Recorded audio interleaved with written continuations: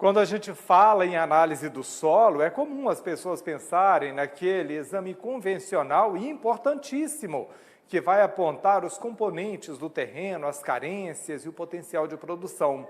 Mas hoje a gente vai falar de uma análise ainda mais complexa, a análise do genoma do solo e de como ela orienta o posicionamento de produtos biológicos para beneficiar ainda mais o cultivo. Eu vou falar por Skype com o Marcos Adonai Castro, que é cofundador da empresa que faz esse tipo de estudo. Boa tarde, Marcos, seja muito bem-vindo. Conta para a gente que empresa é essa que você é cofundador dela. Boa tarde, José. Obrigado pela oportunidade de estar falando com vocês aqui. Eu sou cofundador da empresa chamada Biome for All, e ela é focada, então, como você falou, em análise genética de solo e de outros tipos de matrizes. E a gente fornece, então, esse tipo de informação que a gente acredita e, na verdade, somos convictos que ela vai auxiliar bastante nas tomadas de decisão relacionadas com o agronegócio. Ô Marcos, eu falei aqui da análise que vocês estão fazendo, vocês fizeram uma análise assim agora no Sul, e eu queria que você explicasse para o nosso telespectador o que é essa análise genômica do solo e o que vocês descobriram ao fazer esse levantamento. Bom, a análise genômica, ela envolve a gente avaliar o DNA dos organismos que vivem no solo. A gente extrai esse DNA de uma amostra de solo e a gente sequencia e identifica os organismos que estão lá presentes. E tendo a identidade dos organismos, a gente consegue inferir quais as funções que eles realizam, que é a parte mais importante, ou seja, o que eles estão fazendo naquele solo, né? Com essa informação, a gente pode estabelecer o quê? Nós podemos estabelecer ações benéficas, focando no manejo dessa informação, desse componente biológico do solo. A gente pode detectar deficiências que aqueles solos apresentam, e assim vai. Nesse trabalho em particular no Rio Grande do Sul, nós fizemos um grande mapeamento de uma área bem grande, que engloba todo o estado, de vários solos cultivados com soja e associados com a aplicação de bioinsumos. Então, a gente pode identificar o que cada solo tem de positivo e de negativo como informação base para a tomada de decisão posterior associada com esses insumos biológicos.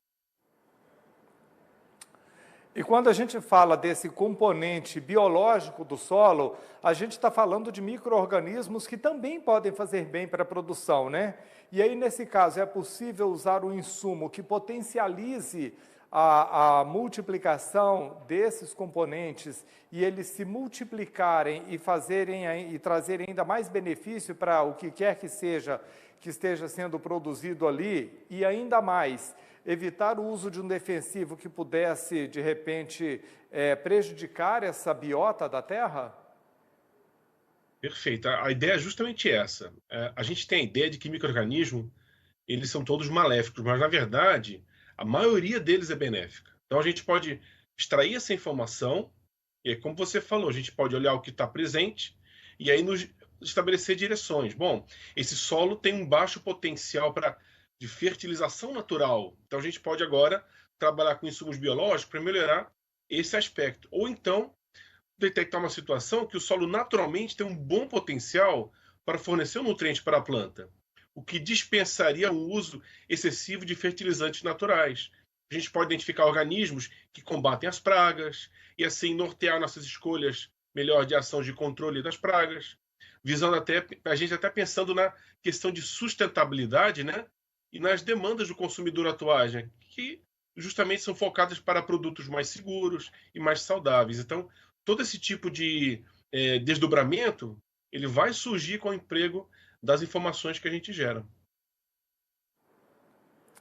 A gente tem assistido um aumento muito grande do consumo de adubos aqui no Brasil, justamente em função da necessidade e da oportunidade do país produzir cada vez mais alimentos para o mundo. Por meio desse tipo de estudo, é possível substituir esses adubos por componentes biológicos e eles acabarem renovando o solo, tornando esse solo mais fértil e ainda mais sustentável, já que o mundo quer produtos cada vez mais sustentáveis? Essa é uma das ideias, né? A gente poder, então, reconhecer o que o solo realmente precisa e aí estabelecer as ações. Até então, quando nós não conhecemos o componente biológico, nós tínhamos que obrigatoriamente nos basear na aplicação de fertilizantes, nitrogênio, fósforo, enfim. Mas se a gente conhece esse potencial natural, a gente pode usar, então, estratégias mais inteligentes. Então, em vez de nós aplicarmos esses excessos de produtos, que não são ruins, veja, a gente precisa produzir mais, né? A demanda por comida, ela está aí, a demanda por o produtor ganhar dinheiro, isso faz parte do processo, né? Mas a gente pode, então, ajudar o produtor, os profissionais do agronegócio a tomarem decisões mais sábias. E como você falou, né? Pensando nessas demandas atuais do consumidor, que não é apenas ter o produto, é ter produtos de qualidade maior. Então, é justamente esse o objetivo dessa ferramenta. Agora, conta uma coisa aqui para gente. Quando a gente fala de aumento de produção, a gente está falando tanto de uma oportunidade de o Brasil produzir mais, quanto de uma demanda cada vez maior por alimentos ao redor do mundo. E para conseguir fazer isso, os produtores têm recorrido a várias técnicas, uma delas a análise convencional do solo, que ajudou a revolucionar a agricultura no Brasil, né? Quando a gente compara essas duas formas de fazer essa análise do solo, do ponto de vista de investimento, qual que é a diferença entre elas? Perfeito. Deixa eu falar duas coisas. A primeira é, a gente não vai substituir as análises tradicionais. A gente está oferecendo uma ferramenta que permite que o produtor ele observe um outro aspecto do solo que não estava sendo visto, né? Então, isso é uma coisa muito importante. Sabe, o trabalho que a gente tem que fazer é sempre usar as múltiplas ferramentas que a gente tem, né? Então, a gente pode juntar as análises químicas tradicionais e as análises genéticas, né? Em termos de investimento econômico, claro, são análises que custam mais caro, porque são ferramentas mais aprimoradas, métodos analíticos mais avançados, mas é um custo assim que não vai ser um custo em si no final, vai ser um investimento, porque as possibilidades de ganho, pensando em aumento de produção, mas não só isso, em redução do investimento em insumos, sabe, nos vários aspectos que podem trazer ganho posteriormente, eles vão compensar então esse investimento, né? Esse a princípio custo, né? Que é o que a gente entende originalmente.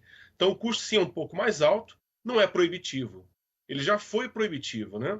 Só que assim as ferramentas de análise de DNA, elas avançaram muito na última década. E hoje em dia a gente vê então essas ferramentas num valor que podem ser aplicadas para o mercado produtivo. Elas saem do meio acadêmico e chegam agora para serem usadas no meio produtivo. Então, sim, é um pouco mais caro, mas elas vão trazer um retorno que até então a gente não conseguia ter. Quando você fala um pouco mais caro, você está dizendo quantas vezes mais caro, em média? Depende muito, sim, da pergunta que o produtor quer responder, do tipo de... A gente pode gerar vários tipos de informação, mas pensa assim, sim, ela é 10 vezes mais cara que uma análise tradicional química de solo, tá? Eu falando em termos Muito de bem, análise uma individual, não boa... por hectare, né? Não por hectare. Muito bem, uma boa forma de mensurar isso aí. Conversei com o Marcos Adonai Castro. Quero muito te agradecer, Marcos, pelas informações. Seja sempre muito bem-vindo aqui.